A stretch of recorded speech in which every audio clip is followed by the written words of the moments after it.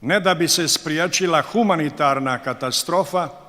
nego se ispostavilo da je ono upravo i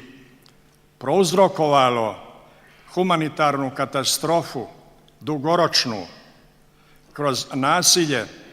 i kroz nepravdu koja danas biva priznata kao mjerilo svih tih zbivanja i vidi se da upravo one države koje su učestvovale u bombardovanju, te države su danas i priznale tu lažnu državu zvanu Kosovo. I to je pokazatelj koliko je sve to što se izdogađalo, koliko je ono surovo i tragično i koliko je utemeljeno na nepravdi. Ostaje međutim ona velika i sveta istina Aleksandra Nevskog da Bog nije u sili nego u pravdi, i ona naša narodna da pravda drži zemlju i gradove. Tako da s jedne strane prizvani smo da pamtimo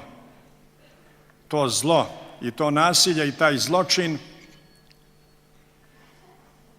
ali ne samo da ga pamtimo, nego da svim svojim bićem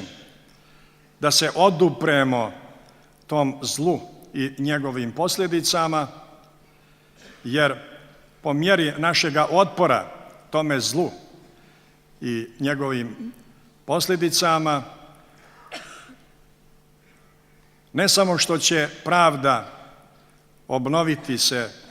kod nas i na našim prostorima, nego će to biti i pomoć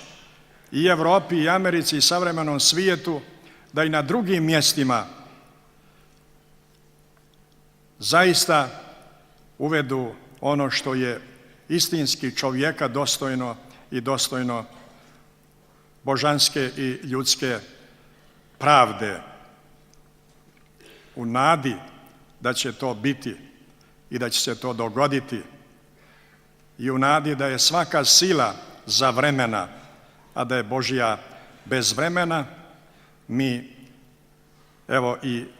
obnavljamo svoje pamćenje na ova događanja, a nadamo se da će u ovom prestolnom gradu u najskorije vrijeme da će doći i do stvaranja jednog spomen mjesta, spomen područja na kome će biti ispisana sva imena koja su, a njih nije malo, preko nekoliko hiljada, sva imena postradalih, od imena one djece koja su i ovdje pomenuta, i ako bi dao Bog i da jedan broj tih poginulih bude i pohranjen na tom spomen području, to je molitva i želja našeg patrijarha, to je prijedlog i našeg svetog arhijerejskog sinoda koji je upućen vladi, tako da smo i obradovani najnovijim vijestima da je danas vlada usvojila taj prijedlog da se u Beogradu utemelji jedan komemorativni centar gdje će biti omogućeno da se za sva vremena zapamti ovaj zločin i ovo nasilje i da se zapamte prije svega imena nevino postradalih, da to mjesto bude i opomena budućim pokoljenjima i budućim moćnicima ovoga svijeta i svjedok da zlo nikada i nikome dobra donijeti ne može. U to ime i u ime njegove svetosti ja vas sve pozdravljam u nadi da će se to ostvariti i u dubokoj vjeri da će na kraju i što se tiče Kosova i Metohije, oduzetog nasilno u ovom trenutku od srpskog naroda i srpske crkve i srpske države, da će i ono ponovo zacijeliti duboke svoje rane i da će ponovo pravda Božja, kao što se to događalo ne jedanput kroz istoriju, da će ona ponovo zavladati i na našim prostorima, a preko njih i na prostorima čitavog svijeta. Hvala vam.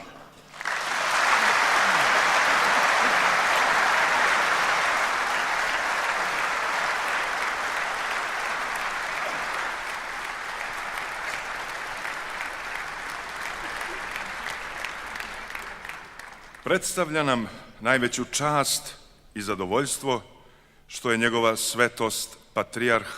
Moskovski i sve Rusije Kiril uputio svoj blagoslov i pozdrav srpskom narodu.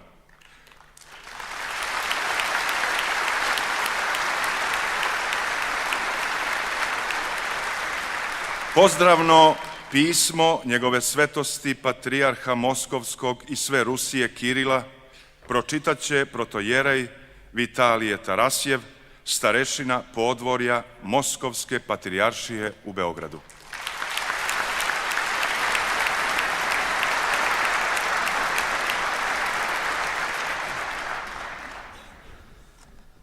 Njegovoj svetosti najsvetijem gospodinu Pavlu,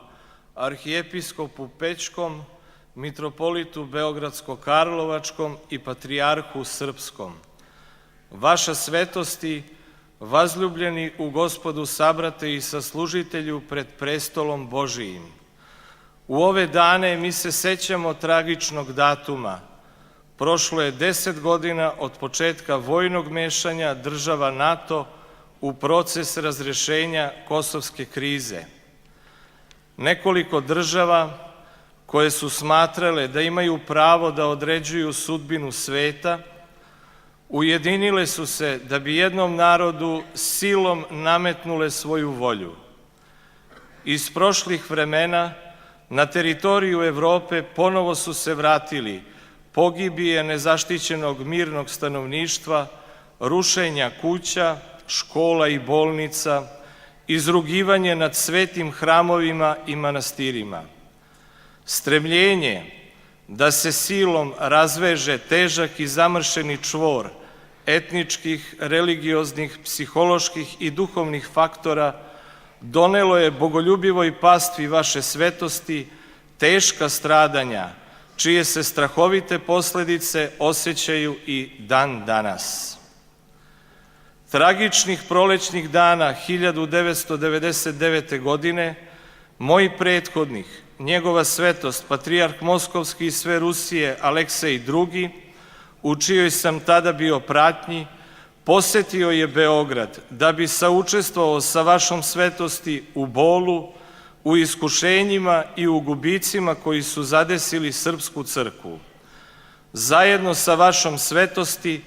pokojni predstojatelj naše crkve prineo je tada beskrvnu žrtvu u katedralnom hramu svetitelja Save Srpskog i tom prilikom obratio se desetinama hiljada vernika rečima bodrenja i utehe. I tokom godina koje su sledile, Ruska pravoslavna crkva u više navrata je dizala svoj glas i podržavala crkvu sestru po pitanju načina razrešenja ove krize. U proteklih 10 godina mi nikada nismo zaboravljali nesreće naše braće u Srbiji. Vaše nesreće, to je bol celokupne pravoslavne crkve, jer po rečima svetog apostola Pavla, stradali jedan ud, sa njim strada svo telo. Bol je bio obuzeo srca vernih čeda Ruske pravoslavne crkve i za vreme događaja 2004. godine, kada se ruka nečastivih nekažnjeno podigla na pravoslavne svetinje u samome srcu